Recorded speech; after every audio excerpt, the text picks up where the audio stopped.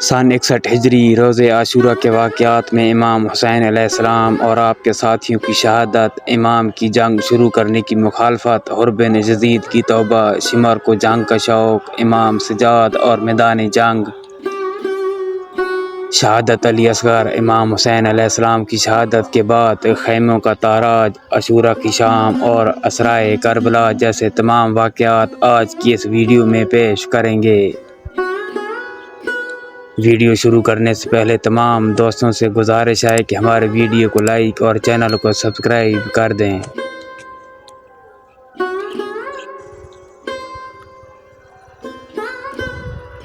تاریخ نقل کے مطابق دونوں طرف کی فوج صبح کی نماز کے بعد نبرد آزمائی کے لیے تیار ہوئی۔ جنگ شروع ہونے سے پہلے امام حسین علیہ السلام اور بریر نے دشمن کی فوج کو واعظ و نصیحت کی۔ امام نے اپنے ساتھیوں کو جنگ میں پہل کرنے سے منع فرمایا تھا۔ اس بنا پر پہلا تیر عمر سعد نے امام کی فوج کی طرف پھینکا۔ شروع میں حملے گروہ کی شکل میں تھے اور ان حملوں میں امام حسین علیہ السلام کے بہت سارے ساتھی شہید ہوئے۔ اس کے بعد امام حسین علیہ السلام کے ساتھی ایک ایک ہو کر میدان جنگ میں چلے گئے۔ ظہر کے وقت امام نے ظہر کی نماز پڑھنے کا ارادہ کیا تو زہیر بن قین اور سعید بن عبداللہ حنفی امام اور ان کے ساتھیوں کے محافظ بنے اور سعید بن عبداللہ نے جام شہادت نوش کیا۔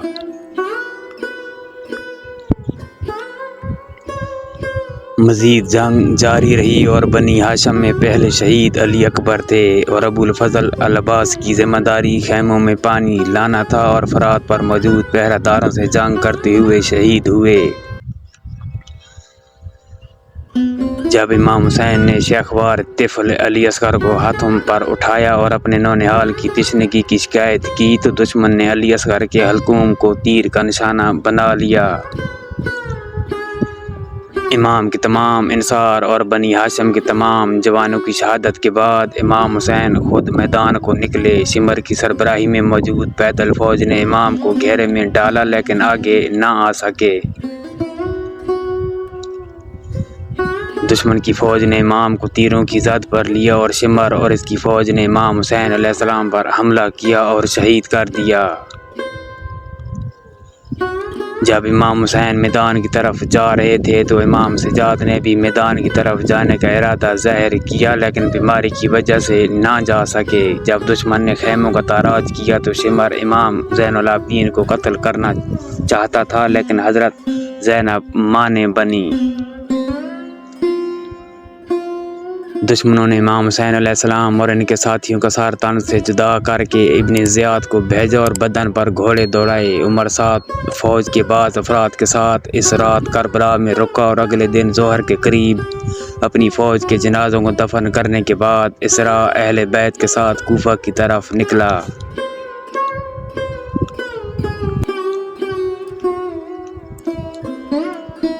امام کی جنگ شروع کرنے کی مخالفت۔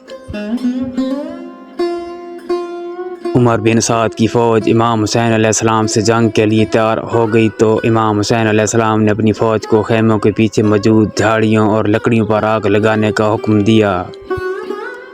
اس وقت شمر بن ذی الجوشن ایک گروہ کے ہمراہ خیموں کے پیچھے سے قریب ہوا لیکن جب خندق اور آگ کے شعلوں پر نظر پڑی تو شمر امام حسین علیہ السلام کو برا بھلا کہنے لگا۔ مسلم بن اوسجا شمر کے قریب گیا اور اپنے آپ کو تیر اندازی کے لیے تیار ہونے کا اعلان کیا لیکن امام حسین علیہ السلام مانع بنے اور منع فرمایا، میں نہیں چاہتا کہ جنگ میں شروع کروں۔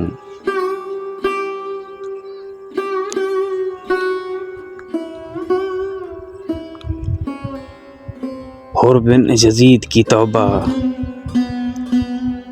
عاشورہ کی صبح جب امام حسین علیہ السلام نے ندائے استغاثہ بلند کی، کیا میری مدد کرنے کے لیے کوئی ناصر و مددگار ہے؟ جب یہ ندا حر بن یزید نے سنی اور دیکھا کہ کوفہ والے جنگ کرنے پر تلے ہوئے ہیں تو اس نے کوفہ کی فوج سے نکل کر امام حسین علیہ السلام کے ساتھ شمولیت اختیار کی۔ کہا گیا ہے کہ حر نے امام حسین علیہ السلام سے اجازت مانگی کہ امام کے ساتھیوں میں سب سے پہلے جا کر سپہ جدید پر حملہ کرے۔ امام حسین علیہ السلام نے اجازت دی اور حور نے حملہ کیا اور جام شہادت نوش کیا۔ بعض روایات میں نقل ہوا ہے کہ حور عاشورہ کے دن کے درمیانی وقت میں شہید ہوا ہے۔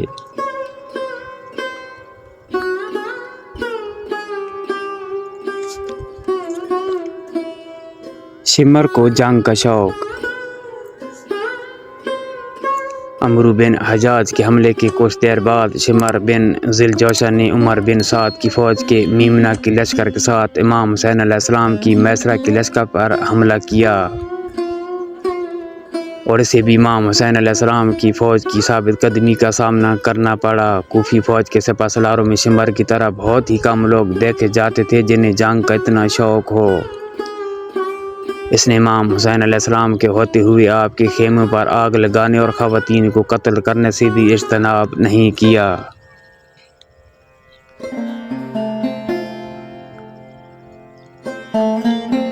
گھمسان کی لڑائی۔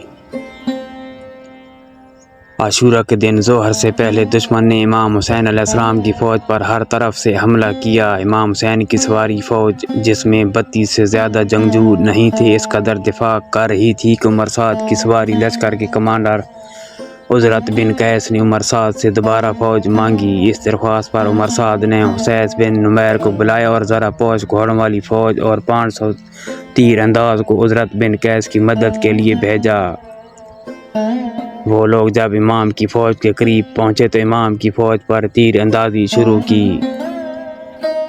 امام حسین کے ساتھی 3-3 اور 4-4 کے گروپ میں خیموں کے درمیان منتشر ہو گئے اور خیموں کا دفاع کرنے لگے۔ اسی اثناء عمر سعد نے خیموں پر حملہ کرنے کا حکم دیا اور کوفیوں نے خیموں پر حملہ کیا۔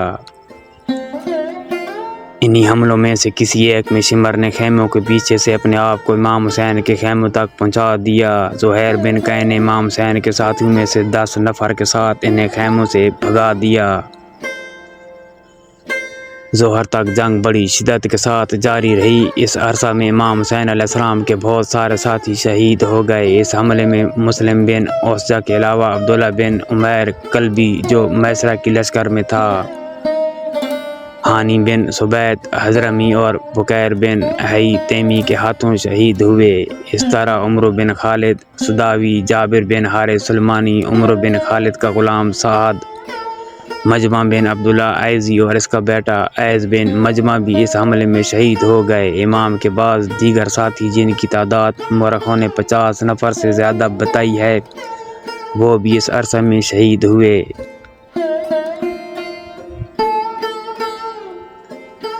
امام سجاد اور میدان جنگ۔ تمام یار و انصار کی شہادت کے بعد ابا عبداللہ میدان کو گئے اور اس وقت اہل حرم بہت بے چین تھیں اور اس بے چینی کی وجہ سے امام حسین پریشان تھے اور کوفیوں سے مخاطب ہو کر فرمایا، کیا کوئی ہے جو رسول خدا کی حرم کا دفاع کرے؟ اور کیا کوئی خدا پرست تم میں نہیں ہے جو ہمارے بارے میں اللہ سے ڈرے؟ کیا اللہ کے لیے ہماری فریاد سننے والا ہے؟ کیا اللہ کی خاطر ہماری مدد کرنے والا کوئی ہے؟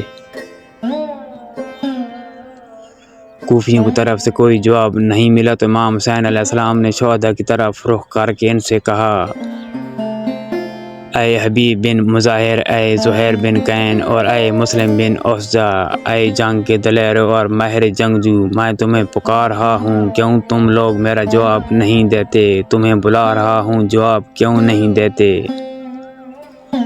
تم سوئے ہوئے ہو لیکن مجھے امید ہے کہ تم بیدار ہو جاؤ۔ یہ آل رسول کی حرم ہیں جن کے لیے تمہارے بعد کوئی مددگار نہیں ہے۔ بیدار ہو جاؤ اے کریم لوگو، ان گناہ گار اور ظالم لوگوں سے آل رسول کا دفاع کرو۔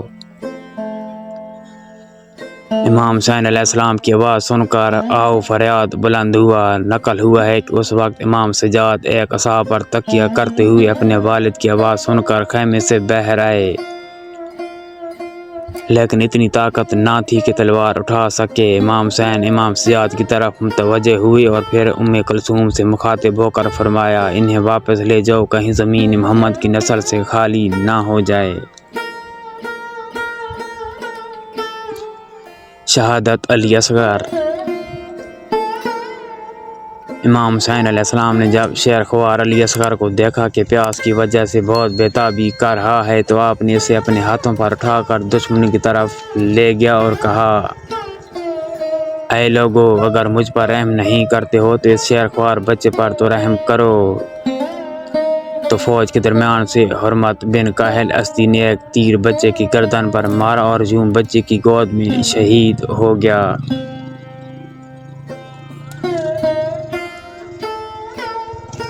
شہادت۔ شمر کی کمانڈ میں پیدل فوج نے امام حسین علیہ السلام کو گھیرے میں ڈالا، لیکن آگے بڑھنے کی کسی میں جرأت نہ تھی اور شمر بار بار انہیں حملہ کرنے پر اکساتا تھا۔ شمر بن ذی الجوشن نے تیر اندازوں کو امام حسین علیہ السلام پر تیر باران کرنے کا حکم دیا۔ تیروں کی کثرت سے امام کا بدن تیروں سے بھر گیا۔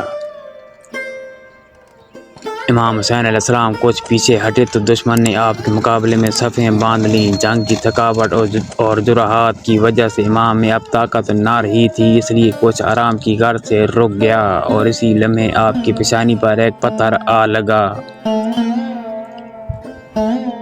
خون جاری ہوا۔ دامن سے چہرے کا خون صاف کرنا چاہا تو ایک شبہ ظہر آلود تیر آپ کے دل پر اصابت کر گیا اور خون جاری ہوا۔ مالک بن نصیر نے تلوار سے امام حسین کے سر پر ایک وار کیا اور امام کی جنگی خود کا بند ٹوٹ گیا۔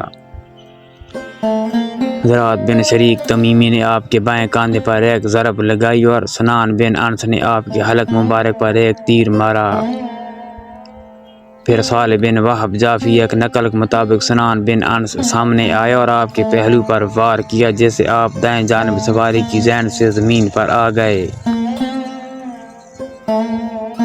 شمر بن ذی الجوشن عمر سعد کی فوج کے ایک گروپ کے ساتھ، جس میں ابو الجنوب عبد الرحمن بن زیاد، کشعم بن عمرو بن یزید ہردوان جعفی، صالح بن وہب یزنی، سنان بن انس نخفی اور خولی بن یزید اسبی شامل تھے۔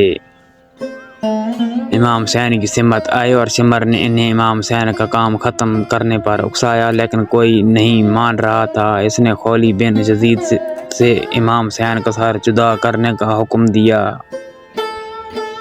جب خولی قتل گاہ کی گودی میں پہنچا تو ہاتھ کانپا اور بدن لرزنے لگا اور انجام نہ دے پایا۔ شمر یا ابن قول کے مطابق سنان بن انس گھوڑے سے اترا اور امام حسین کے سر کو جدا کیا اور خولی کے سپرد کیا۔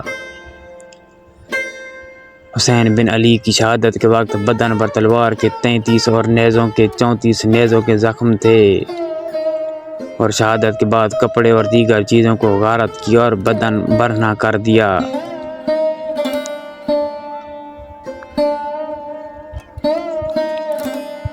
امام حسین علیہ السلام کی شہادت کے بعد خیموں کا تاراج۔ امام حسین کی شہادت کے بعد فوج اشقیہ نے خیموں پر حملہ کیا اور گھوڑے، اونٹ، سامان، کپڑے اور خواتین کے زیورات کو چھین لیا اور ایک دوسرے سے سبقت لی۔ شمر امام سجاد کو قتل کرنے کی قصد سے ایک گروہ کے ہمراہ خیموں میں آ گیا تو جناب زینب نے اس کام سے مانع فرمایا۔ ایک اور نقل کے مطابق عمر سعد کی فوج میں سے بعض افراد نے اس کام پر اعتراض کیا۔ عمر سعد نے خواتین کو ایک خیمے میں جمع کیا اور بعض کو ان کی حفاظت پر مامور کیا۔ امام حسین کے بدن پر گھوڑے دوڑانا اور شہدائے کربلا کے سروں کو جدا کرنا۔ عمر بن سعد نے اسی دن امام حسین علیہ السلام کے سر کو خولی بن یزید اسبی اور حمیت بن مسلم ازدی کے ساتھ عبید اللہ بن زیاد کی طرف بھیجا۔ اس نے شہدائے کربلا کے سروں کو بھی جدا کرنے کا حکم دیا اور 72 سروں کو شمر بن ذی الجوشن، قیس بن اشعث اور عمرو بن حجاج کے ساتھ کوفہ روانہ کر دیا۔ ابن زیاد کے حکم کی تعمیل کرتے ہوئے عمر سعد کی حکم سے کوفی فوج کے 10 افراد، جن میں اسحاق بن حیوہ اور اخنس بن مرثد بھی تھے، امام حسین کے بدن پر گھوڑے دوڑائے اور بدن کو پامال کیا۔ عاشورہ کی شام اور اسرائے کربلا۔ دشمن کی فوج نے عاشورہ کی شام خواتین کو خیموں سے نکال دیا اور خیموں پر آگ لگا دی۔ اس وقت خواتین فریاد کرتی تھیں اور جب اپنے مردوں کی بدن پر نظر پڑتی تو اپنے چہرے پر تمانچے مار کر فریاد کرتیں۔ عمر بن سعد نے امام حسین علیہ السلام اور ان کے سروں کو ابن زیاد کے پاس بھیجنے کے بعد خود اپنی فوج کے بعض افراد کے ہمراہ اس رات کربلا میں رہا اور اگلے دن اپنے مردوں کو دفن کرنے کے بعد ظہر کے قریب امام حسین علیہ السلام کے اہل حرم کے ساتھ کوفہ کی جانب نکلا۔ نقل ہوا ہے کہ 11 محرم کی رات شام غریباں تھی۔ حضرت زینب نے نماز شب ترک نہیں کی، لیکن کمزوری کی وجہ سے اس رات نماز بیٹھ کر پڑھی۔